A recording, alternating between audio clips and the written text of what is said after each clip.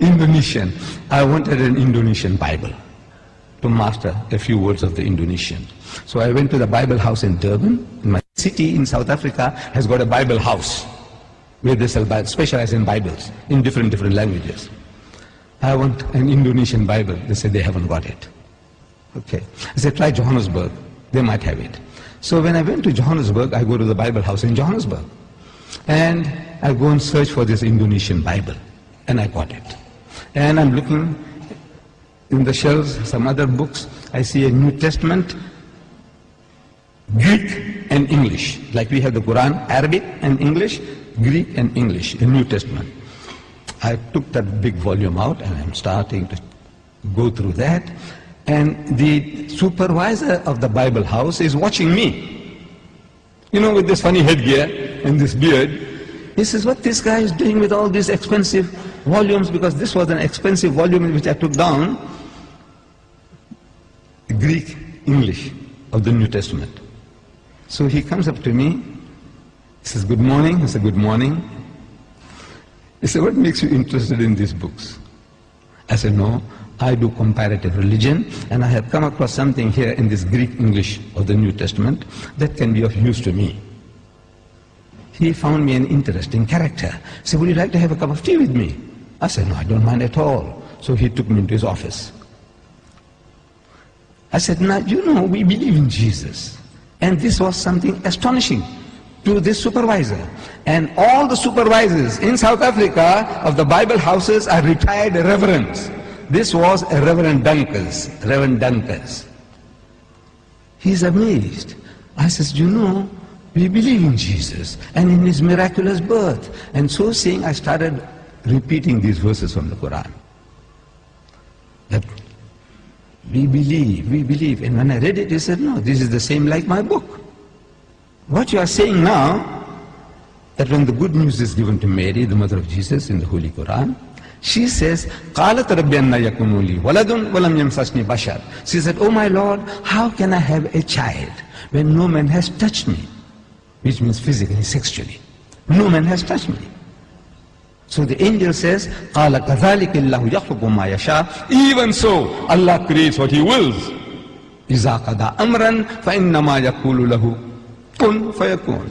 Whenever He decrees a matter, He merely says to it, be, and He wills it and the thing comes into being.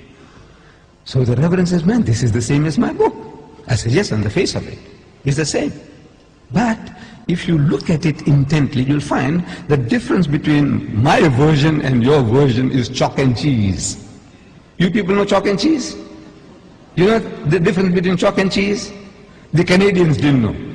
The Canadians, I'm telling you, when I went to Canada, I spoke about chalk and cheese. They didn't hear that phrase before. We, the English people in South Africa, we know, everybody knows chalk and cheese. Chalk and cheese may look like white, but it's that's poles apart. You can't eat chalk, but you can eat cheese. No? But the Canadians didn't know. The Canadians didn't know. I'm telling you. I don't know whether you people know. Difference between chalk and cheese. The poles are, in other words, poles apart.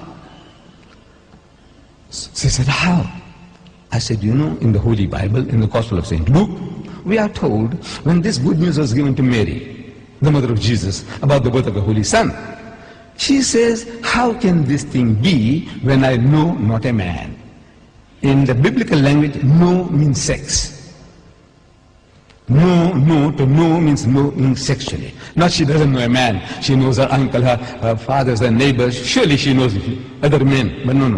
No in the biblical language means sex. In the Quran it says no man has touched me. Again it means not touched me, means had sex. Both the Quran and the Bible are saying the same thing. The replies to them are revealing. In the Holy Bible, the answer to Mary's protest was that the Holy Ghost will come upon thee. I'm reading the Bible to you. Luke. The Holy Ghost will come upon thee, and the power of the Most High will overshadow thee. Now that gives you a mental picture. The Holy Ghost is a person. That's what the Christians say. The Father is a person, the Son is a person, and the Holy Ghost is a person, but they're not three persons, but one person. I don't know whether you heard that expression before. But He's a person. This Holy Ghost will come on Mary. How? See, it gives you in your mind. You think how? like a man and a woman, like a bull and the cow. How? The Almighty will overshadow her. How? No, it gives you a mental picture. So I'm suggesting that it gives you a mental picture. You know, how? The Holy Ghost will come on her. We know it's a miracle. We agree it's a miracle. But the language that you're using, the language is down-to-earth language. The Quran says, وَإِذَا قَضَى أَمْرًا فَإِنَّمَا يَقُولُ لَهُ كُن فَيَكُونُ. For God to create Jesus without a human father, he says, kun, he says, be, and it is. For him, it's just to will it, and he comes into being. So, I'm asking the Reverend, I said, now, between these two versions, we are both trying to say the same thing. We are both trying to give the same message, that he was born miraculously. There's no doubt about that. But I said, which version would you prefer to give to your daughter? The Quranic version or the biblical version? We are both trying to say the same thing. He said, he bowed his head down in shame, and he said he would prefer to give the Quranic version. This is Reverend Dunkers, the head of the Bible Society in Johannesburg.